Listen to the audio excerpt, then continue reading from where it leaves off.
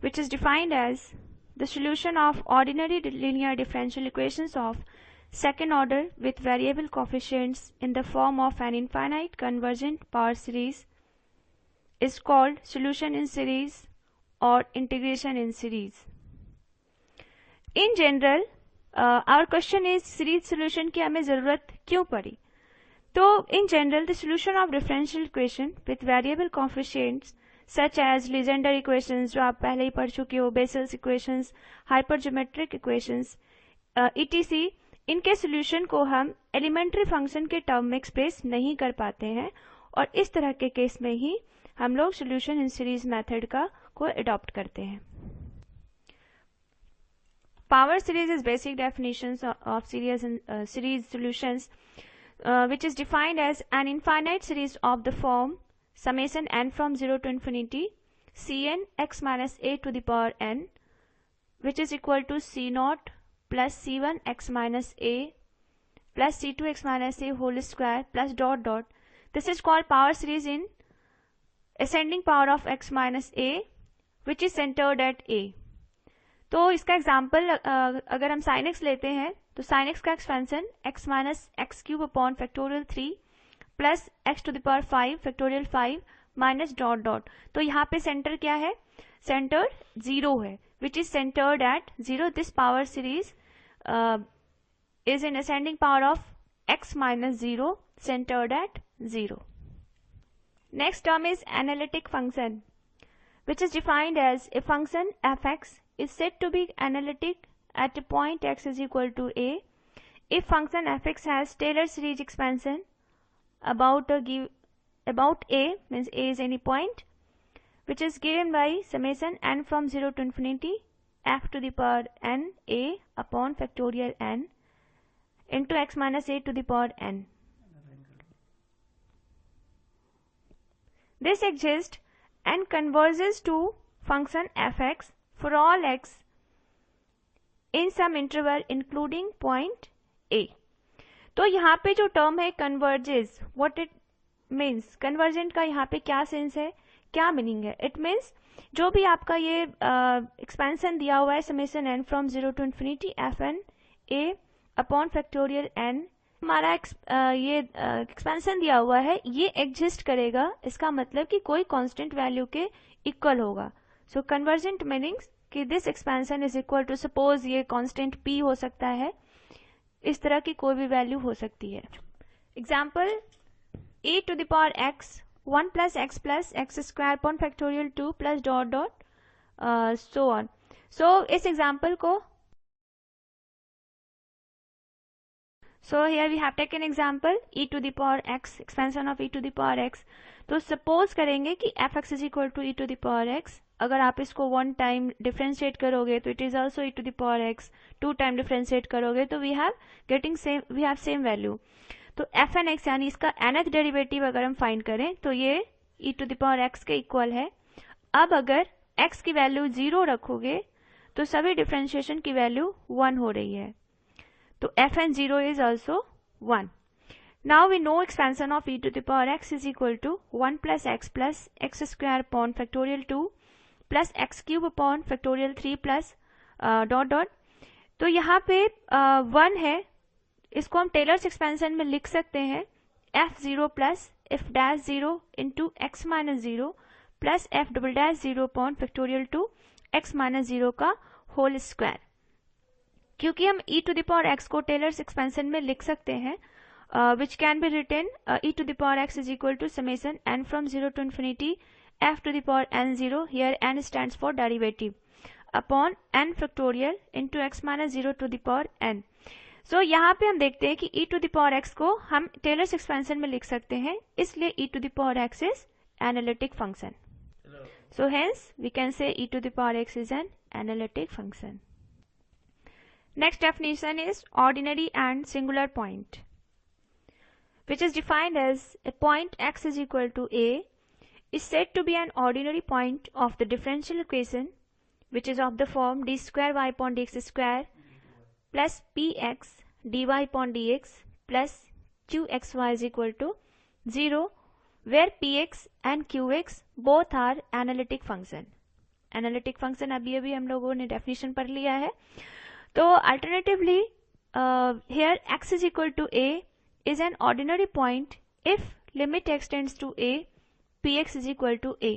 x is equal to a को हम ordinary point तभी कहेंगे जब अगर हम px का लिमिट लें इस पॉइंट पे तो वो एक फाइनाइट क्वांटिटी हो। सेम कंडीशन फॉर q, अगर हम इसी पॉइंट पे q की लिमिट लें तो वो भी एक फाइनाइट क्वांटिटी होनी चाहिए। Following are some remarks. Above definition, it is obvious that जो भी रैशनल फंक्शन होंगे वो हमेशा एनालिटिक होंगे, but except at those value of x eight which it's denominator is 0। वो सारे रैशनल फंक्शन जिसके डिनोमिनेटर पे अगर उस पॉइंट की वैल्यू 0 हो रही है तो उस पॉइंट को छोड़कर सारे पॉइंट पे जो रैशनल फंक्शन होंगे वो एनालिटिक होंगे। सेकेंड रिमार्क इज जितने भी पॉलिनोमियल फंक्शन है like exponential function, trigonometric function, sine x, cos x, hyperbolic sin x, hyperbolic cos x, these all are analytic everywhere. Other definition is singular point. If the point x is equal to a is not an ordinary point of the differential equation given as d2y upon dx square plus px dy upon dx plus qx into y is equal to 0, then it is called singular point of the given differential equation. There are mainly two types of singular point. First is regular singular point, and second is irregular singular point. So regular singular point can be defined as a singular point x is equal to a is called a regular singular point if both x minus a px and x minus a whole square qx are analytic at x is equal to a.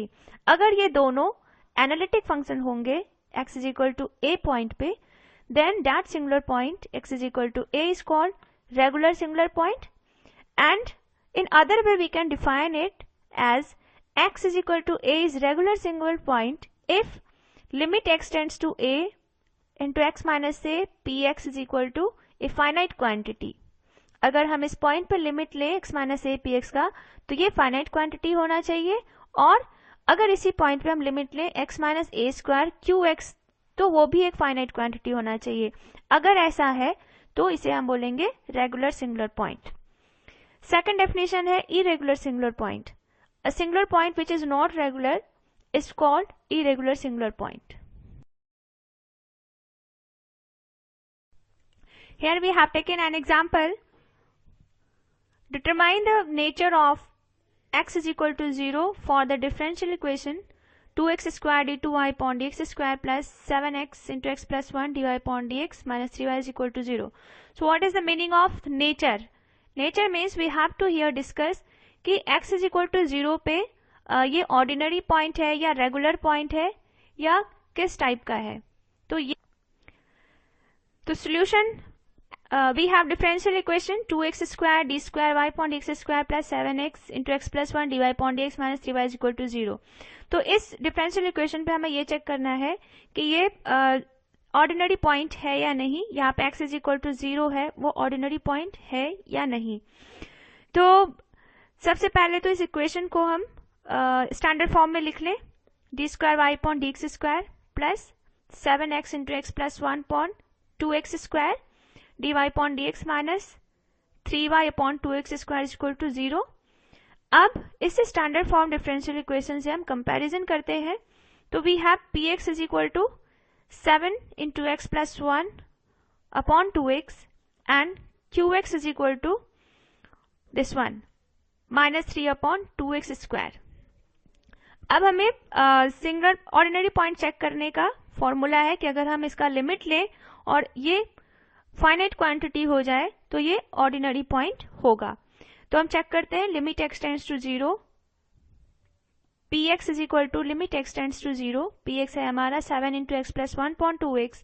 तो जब आप limit लोगे x tends to 0 तो ये infinity आता है which is not a finite quantity. Similarly अगर हम qx के लिए x टेंड्स टू 0 चेक करें तो this is limit x tends to 0 minus 3 upon 2x square is also infinite. Since both limits are infinite, that is not a finite quantity, therefore x is equal to 0 is not an ordinary point. Ordinary point क्यों नहीं है? क्योंकि जो हमारी limiting value है वो finite quantity नहीं है, ठीक है, hence it is singular point. So here we got कि x is equal to 0 is not an ordinary point but singular point. अब हमें पता है कि सिंगुलर पॉइंट के भी दो टाइप हैं, रेगुलर सिंगुलर पॉइंट और इरेगुलर सिंगुलर पॉइंट। तो अब हम यहाँ पे ये चेक करेंगे कि अगर ये सिंगुलर पॉइंट है तो कौन सा सिंगुलर पॉइंट है, रेगुलर और इरेगुलर। तो हमारे पास ये चेक करने के लिए लिमिटिंग फॉर्मूला है कि अगर हम limit x tends to 0 into x minus 0 px check करें और ये फाइनाइट क्वांटिटी हो, फिर सेम qx के लिए अगर चेक करें और वो भी फाइनाइट क्वांटिटी हो, तो ये हमारा x is equal to 0 point regular singular point होगा। तो let us check, limit x tends to 0 is equal to into x minus 0 px है हमारा 7 into x plus 1 upon 2x। तो अगर हम ये कैंसिल करते हैं कि सब सिंप्लीफाई करके